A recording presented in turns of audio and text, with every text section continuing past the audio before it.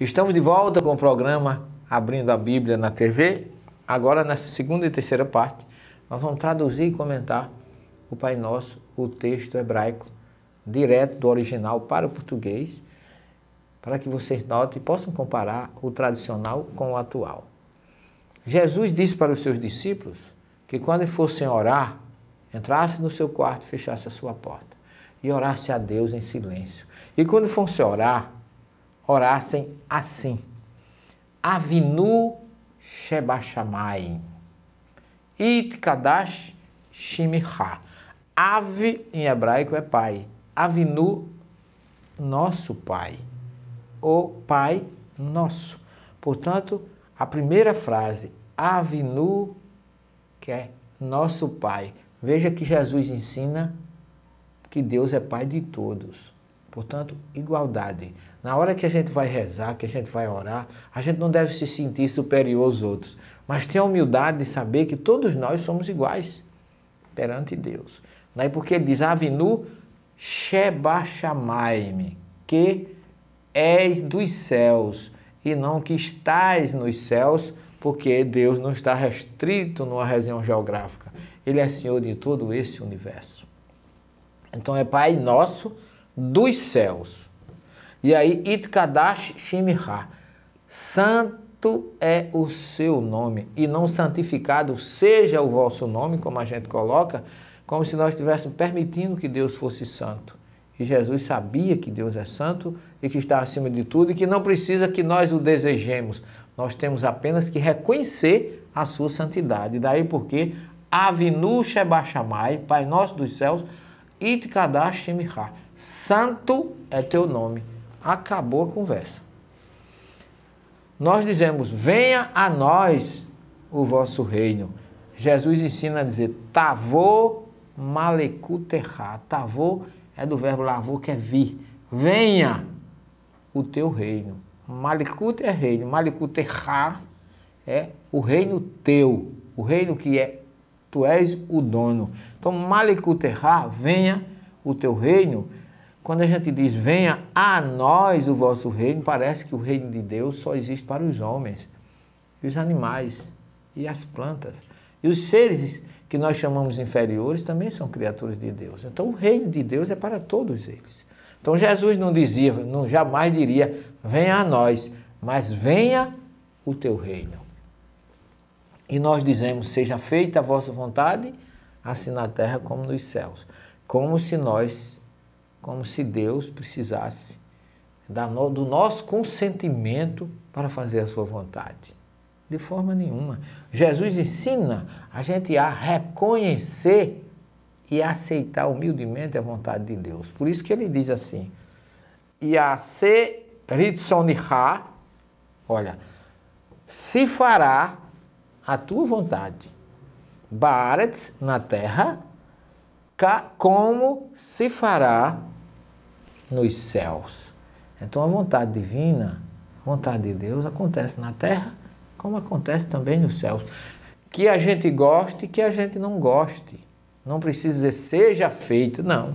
Jesus disse, tua vontade se fará na terra como também nos céus. Não se aflija você que está nos ouvindo, que no final eu vou ler todinha a tradução correta em português, na terceira e última parte do programa, com certeza. E aí, já vimos, Pai Nosso dos céus, santo é o teu nome, venha o teu reino, tua vontade se fará na terra como também nos céus. Ten lanu hayom lechem hukinu. Ora, ten lanu, nós dizemos assim, o pão nosso de cada dia nos dai hoje.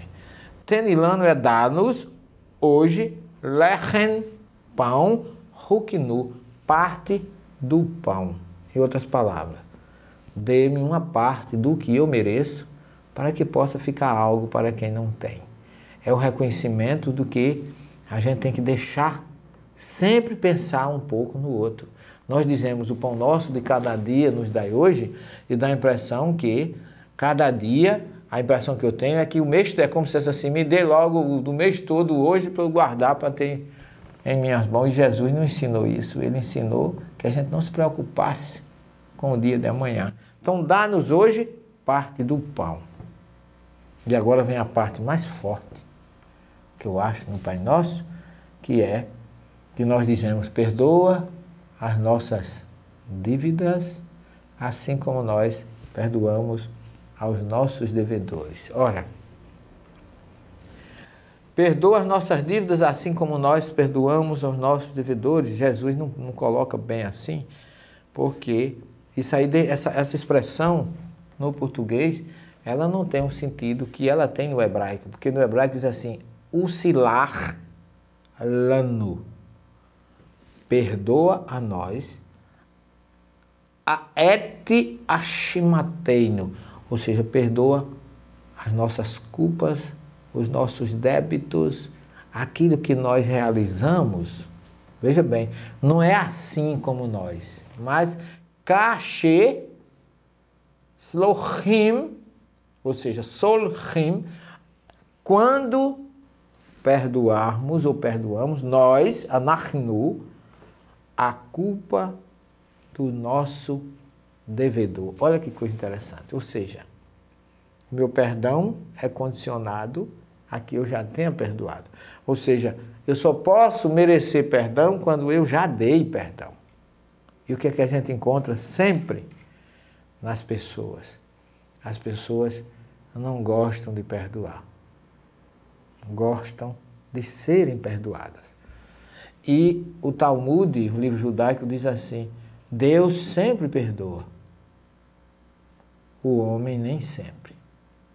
Portanto, Jesus ensina isso muito bem quando ele diz em Mateus 5,25, ele está falando, segundo o Talmud, ele está falando como um judeu, quando ele diz assim: apressa-te em saldar o débito que tu tem com teu irmão enquanto estás a caminho com ele. Por quê? Porque Deus não se sente magoado e não precisa perdoar. Jesus não precisa perdoar porque ele deu exemplo de que ele não se magoa. Agora nós precisamos nos perdoar uns aos outros.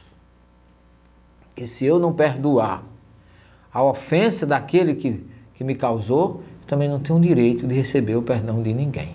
Essa é a grande lição. Porque o silar lano et ashimatein, perdoa as nossas culpas, os nossos débitos, quando tivermos perdoado a culpa daquele que nos ofendeu. A lição maior de tudo isso, sabe qual é? Que a gente pode concluir, é que no reino das bem-aventuranças, no mundo espiritual, com certeza ninguém vai dever nada a ninguém. Vai estar todo mundo quites.